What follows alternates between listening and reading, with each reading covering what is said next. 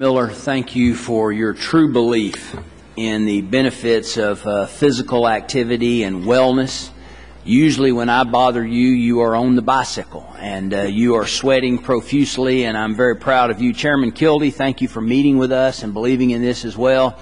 For Ranking Member Keller, he is the Fitness Caucus Hero of the Decade because nearly 6 years ago I founded the Congressional Fitness Caucus to educate, advocate, and sometimes legislate solutions to our health care dilemma today.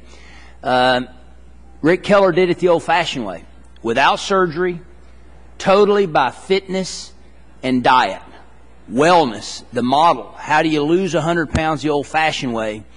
He did it through sweat and really watching what he ate with patience, the deliberate way, and we are so very proud of what you have done, Rick Keller. You are the model for how to lead by example, and we're grateful for your leadership.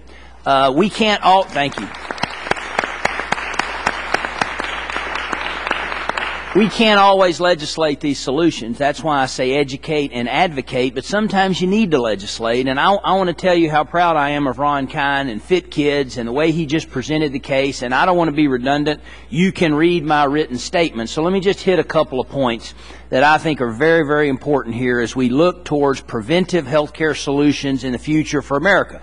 Whether it's President McCain or President Obama, health care is going to be a central issue because for too long we have basically avoided this massive, complex issue, and it has focused too much on the end result, Medicare, long-term care, the expenses associated with the end of your life, when the most bang for the buck is in prevention. And it starts early. By the 4th grade, every American should know the consequences of physical inactivity. They should know that there's a dial in their life that must be adjusted. Calorie burn versus calorie intake. They should know by the 4th grade that if they're sentenced to a life of challenges and physical problems associated with obesity and hypertension and high blood pressure, they may never live to their fullest potential. That's what Richard Simmons has dedicated his entire career to, is saving that one child through education and understanding of the consequences of physical inactivity. We are over-medicating the next generation of Americans. And all the research and the data is in, and the most effective antidepressant in the history of the world is sweat. The most effective antidepressant in the history of the world is sweat. You sleep better, you produce more, you have a higher quality of life if you get a regular regimen of physical activity. There's a new book out called Spark. It identifies the research and the data of how much more you comprehend and learn if you have a regimen of physical activity in your life. For the good of the bottom line in education, physical activity, physical education must be integrated into education. No Child Left Behind has been controversial, but all it is an extension of the Primary and Secondary Education Act. We're going to come back to it at some point, and when we do, we must bring two things back into the mix besides science, reading, and math. I would argue they are physical education and arts education, both of which have been squeezed out because of testing and mandates and the focus with limited budgets on how you're going to be held accountable. But Thomas Jefferson said almost 200 years ago, over 200 years ago, a child who is not physically well struggles with learning.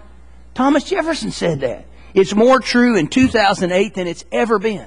A child who's not physically well struggles with learning. A child who is chronically obese or has hypertension and high blood pressure has a huge problem with learning, and all the research points to it. So please help us incentivize back into public education. And it starts at home, moms, dads, it starts at home. You control the refrigerator. You control the TV time. You control the computer time. You control the outside time. Get your kids back outside. Tell them to go out and play, run, burn.